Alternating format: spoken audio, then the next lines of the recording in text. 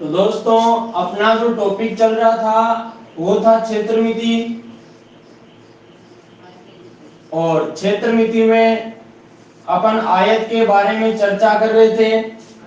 और यहाँ पर आयत की लंबाई चौड़ाई ऊंचाई लंबाई चौड़ाई विकर्ण परिमाप क्षेत्रफल, विकर्ण को आधार मानकर कोई भी आकृति बना दी जाए उसका क्षेत्रफल, यानी वर्ग त्रिभुज आयत कुछ भी बना दिया जाए तो उसका क्षेत्रफल परिमाप निकालना हमने सीख लिया था। अब दोस्तों यहाँ पर देखिए एक प्रश्न जो मैंने ज्यामिति में आपको करवा दिया था, लेकिन आयत का एक प्रश्न था जो मैं क्षेत्रमिति में आपको मैंने नहीं करवाया। तो सवाल क्या बनता है दोस्तों कि एक आयत का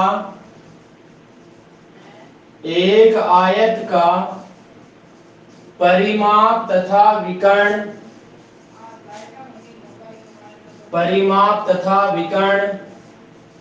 क्रमशः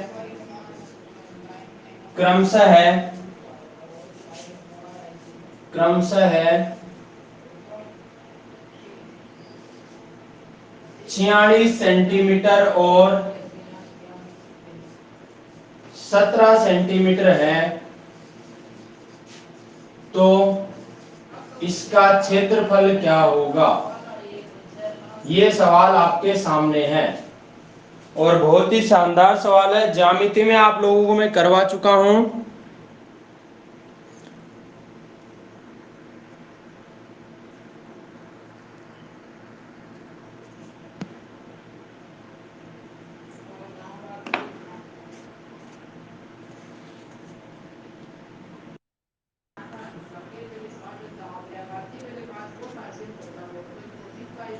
अब एक सवाल आप लोगों को और देता हूं मैं इसी तरीके का।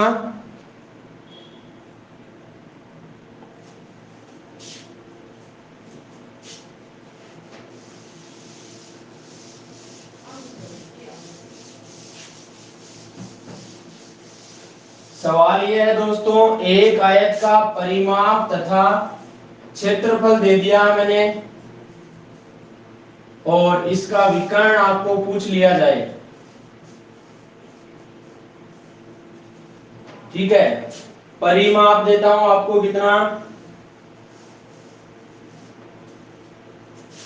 82 सेंटीमीटर और विकर्ण देता हूं 29 सेंटीमीटर।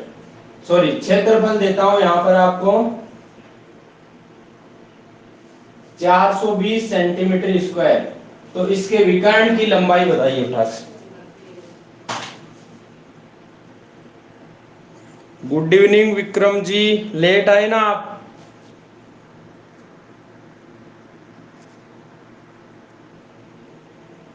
5:17 हो गई है।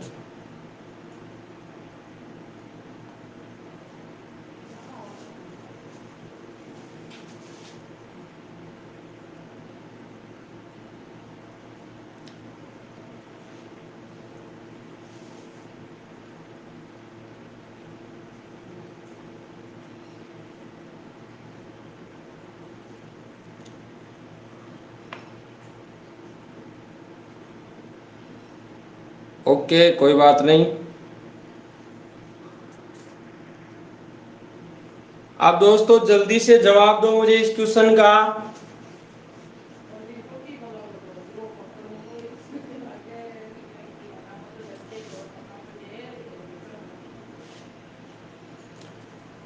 अब देखिए मैं बता देता हूं आपको, ठीक है। तो फॉर्मूला परिमाप और क्षेत्रफल दो चीजें दी और विकर्ण पूछा है, तो आपको करना क्या है, फॉर्मूला लगाना, परिमाप के आधे का स्क्वायर है, शाबाश। परिमाप के आधे का स्क्वायर बराबर, शाबाश मेरे लाल, शाबाश। विकर्ण का स्क्वायर प्लस 2 गुना क्षेत्रफल। अब देखिए दोस्तों यहाँ पर परिमाप का आधा करोगे तो परिमाप कितना है, 82 है। तो 82 का यहाँ लिखा आपने 82, तो 2 से 82 कट गया 41 बार, मतलब यहाँ तो आपको 41 का स्क्वायर करना पड़ेगा, बराबर विकर्ण आपको दे नहीं रखा तो विकर्ण का स्क्वायर लिख दो है जैसा का जैसा, प्लस 2 गुना क्षेत्रफल। तो क्षेत्रफल कितना दे रखा है, 420 दे रखा, तो यहां लिख दो 420, ठीक है।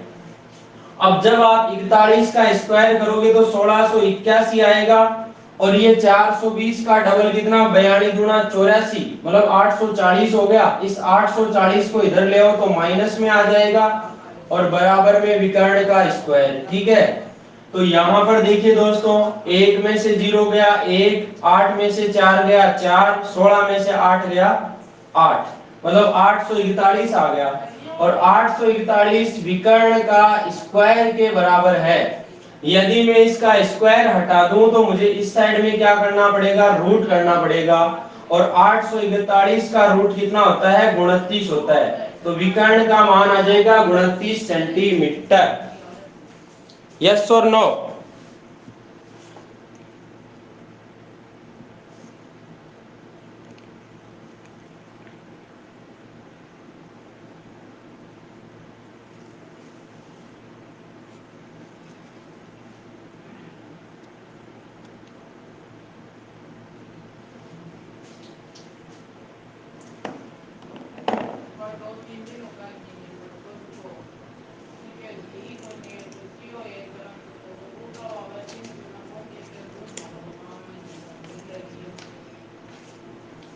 चले फिर आगे। अब दोस्तों बात करते हैं वर्ग की। ठीक है, तो वर्ग की मैं सारी बातें आपको बता देता हूं एक साथ।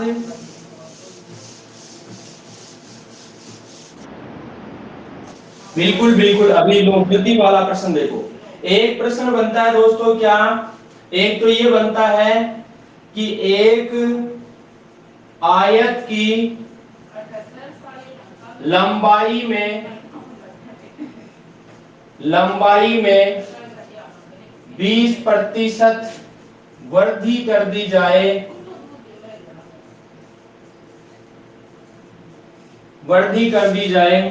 तो चौड़ाई में कितने प्रतिशत कमी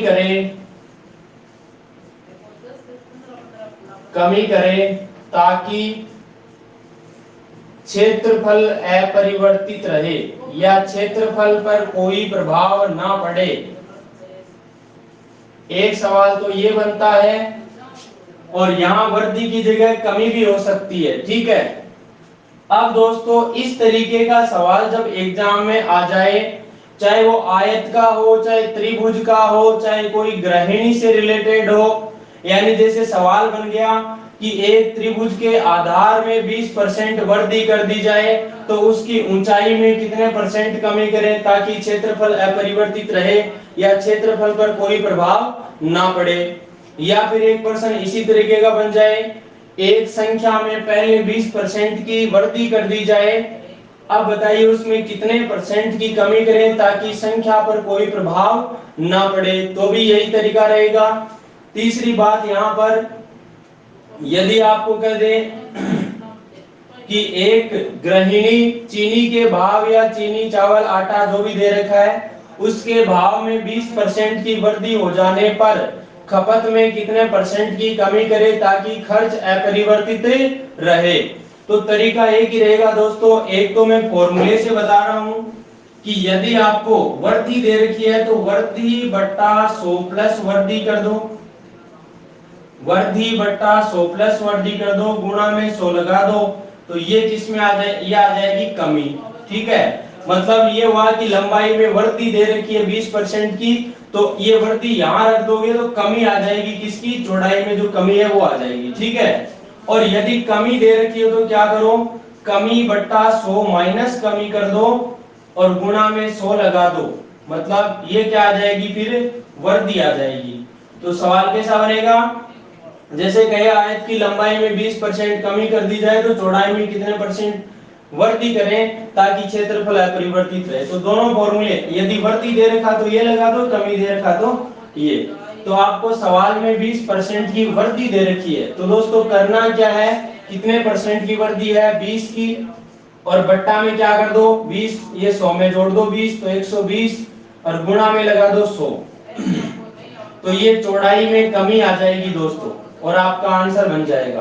देखिए 0 से 0 कट गया, 2 के पहाड़े से 12 6 बार कट गया, फिर 2 से ये 3 बार कटा, 2 से 100 कट गया 50 बार। तो आप या तो कह सकते हो 50/3%, या फिर आप इसको कह सकते हो 3 का जब भाग दोगे तो 16 तिये 48, बचा कितना 2, तो 2 लिख दो ऊपर, नीचे आ जाएगा 3, यानी 16 सही 2/3% की कमी करनी पड़ेगी चौड़ाई में, तब जाके मामला सिट फिट होगा। दूसरा तरीका और समझ लो दोस्तों, एक तरीका तो ये हो गया, ठीक है।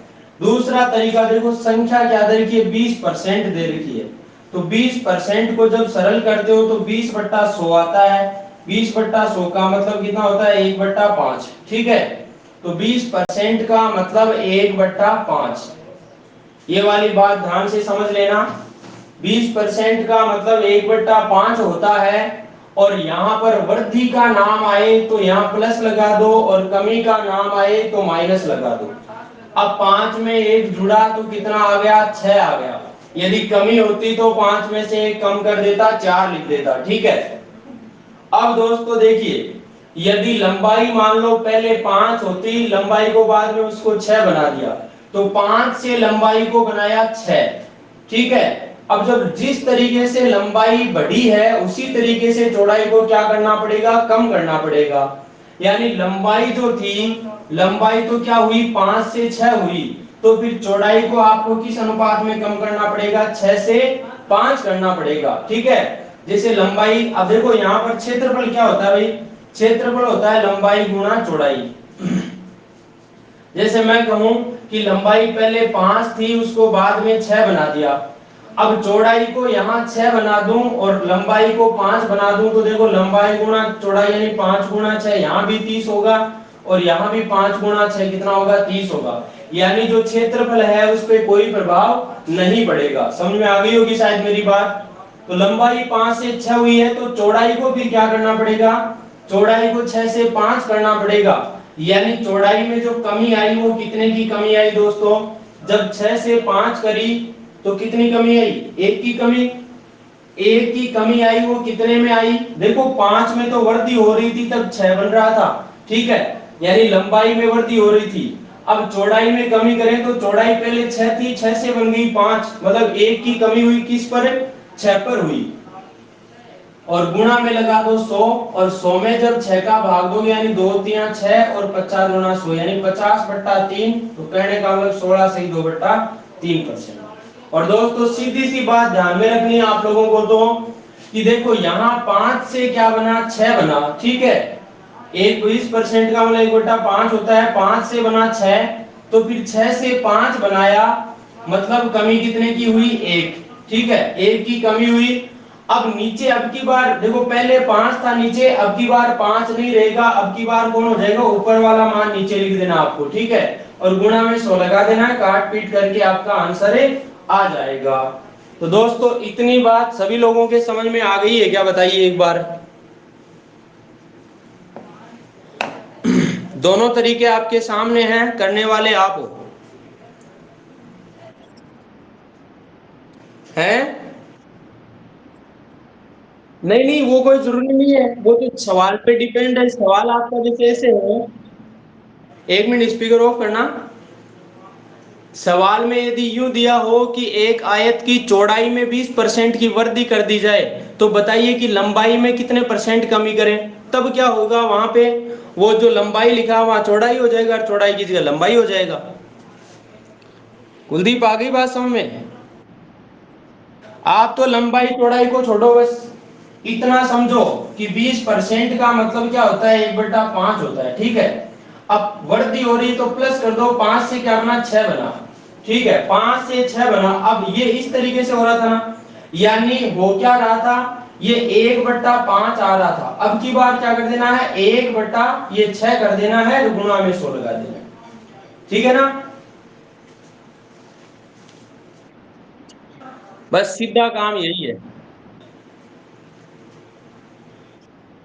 हाँ जी। कौन सा।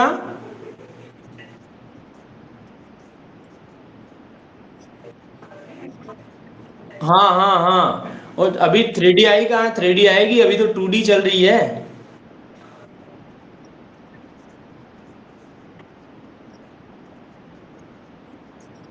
नहीं, वो 3D में, अब कमरे की बात आई, अब कमरे में जब उनमें ऊंचाई में चला जाऊंगा तो ये आयत से लंबाई चौड़ाई तक सीमित आयत तो, और कमरे का नाम है मतलब ऊंचाई भी आ जाएगी उसमें, ऊंचाई के साथ जैसे कमरा बनाया तो उसमें एक ये भी हो जाएगा कि कमरे में एक वो क्या बोलते हैं, कीवाड़ भी लगाएंगे, गेट भी लगाएंगे, खिड़की की जगह भी छोड़ेंगे, इस तरीके के सवाल भी बनेंगे।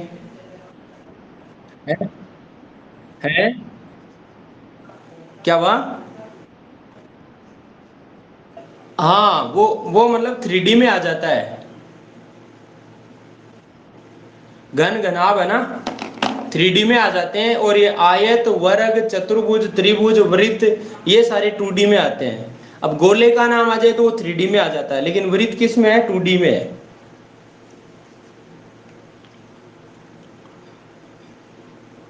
अब दोस्तों इसी तरीके का एक सवाल और, यदि यहाँ 20% वर्षी की बजाय क्या कर दिया आपको, यहां दे दिया मान लो 40% कमी दे दिया, ठीक है, यहां 40% कमी दे दिया, तो बताइए कि चौड़ाई में कितने परसेंट की वृद्धि करे, कितने परसेंट वृद्धि करे ताकि क्षेत्रफल अपरिवर्तित रहे। ये सवाल आपके सामने है, कीजिए देखिए फटाक से।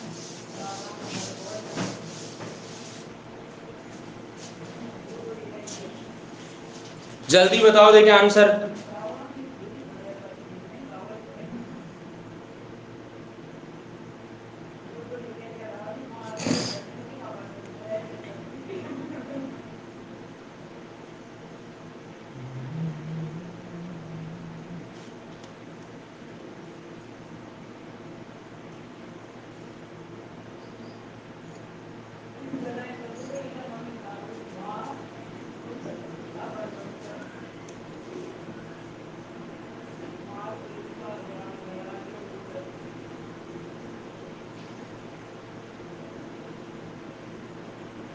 नहीं आया? चलो मैं बता ही देता हूं। यहां बोला 40% की कमी, और दोस्तों 28 सही 40 का, अभी देखते हैं। देखो यहाँ दोस्तों 40% की कमी दे रखी है, तो क्या करोगे, कमी बट्टा 100 माइनस कमी, मतलब 100 में से 40 अब की बार नीचे कम करके लिखना है। जब 100 में से 40 कम करोगे तो कितना आएगा, 60 आएगा। तेरा उत्तर गलत है भाई कुलदीप।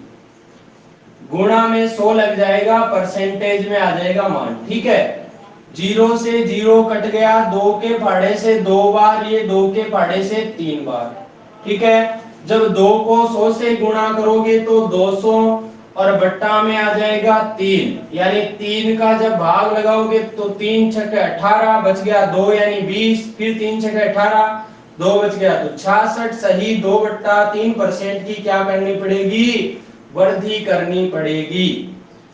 दूसरा तरीका, दूसरा तरीका 40% का मतलब 40/100 होता है। जीरो से जीरो कटा, दो से दो बार, दो से 5 बार, यानी 2/5 आया।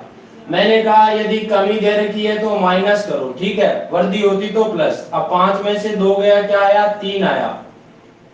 अब दोस्तों देखो, 5 से बना 3, तो अब 3 से 5 बनाओगे तो क्या करना पड़ेगा भाई, 2 की वृद्धि करनी पड़ेगी, कितने पर, 3 पर, और गुणा में 100 लगा दो, तो क्या आ जाएगा, परसेंटेज में मान आ जाएगा 66, सही 2/3%। इस तरीके से मामला समझ में आया कि नहीं आया?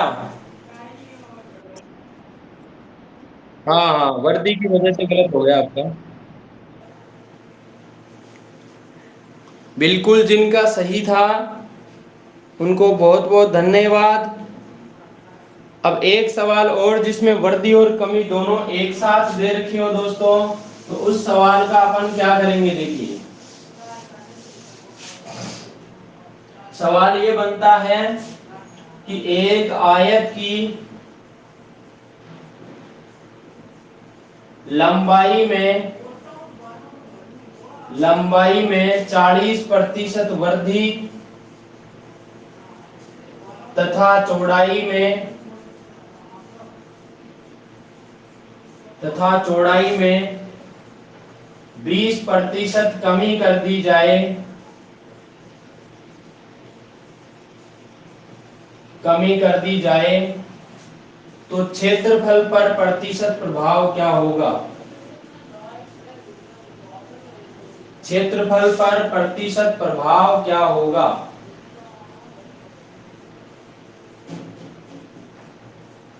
अब दोस्तों इस तरीके के सवाल को करने के लिए ज्यादा दिमाग नहीं लगाना है, ठीक है ना। ये सवाल अरे यार इतना बारी 2-2% आ गए, डरना नहीं है, कुछ नहीं करना आपको। देखो क्या करना है, अगर यहाँ परसेंट में वृद्धि दे रखी है, यहाँ परसेंट कमी, या फिर दोनों वृद्धि वृद्धि दे रखी हो, दोनों कमी कमी दे रखी हो, पहले कमी बाद में वृद्धि, कोई फर्क नहीं पड़ता, आपको कुछ नहीं करना दोस्तों। देखिए यहाँ पर सीधा करना, आपको कैसे करना है कि पहले 40 की वृद्धि करी है ना, जब वृद्धि हो तो 100 में 40 जोड़ के लिख दो, और कमी हो तो माइनस करके लिख दो, ठीक है।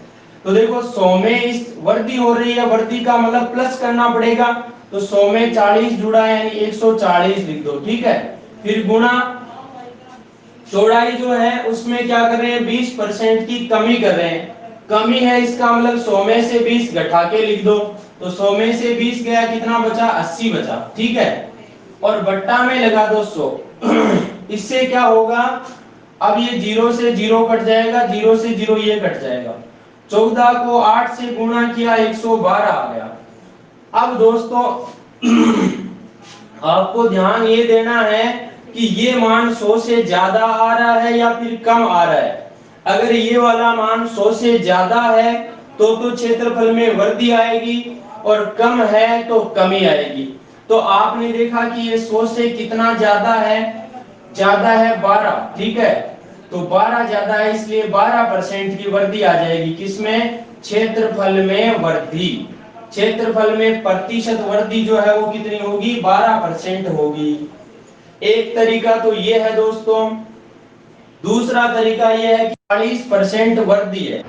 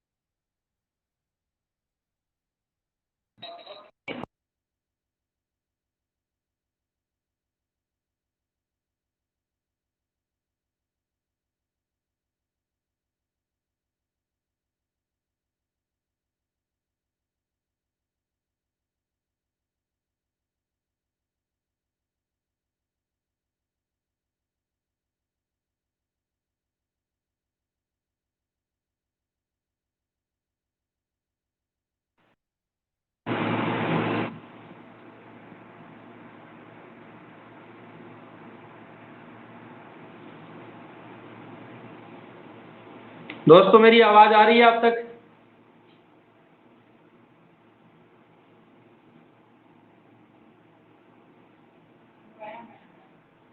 यार आज मुझे क्लास थोड़ी सी बीच में छोड़नी पड़ेगी, रीजनिंग वाली क्लास तो हो जाएगी टाइम से। क्या अभी आज हमारे एसडी ऑफिस में कलेक्टर साहब आए हुए हैं 12 से, तो एसडीएम का फोन आया कि सर आना थोड़ा सा।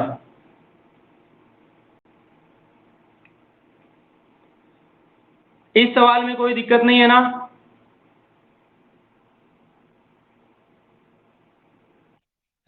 नहीं है ना?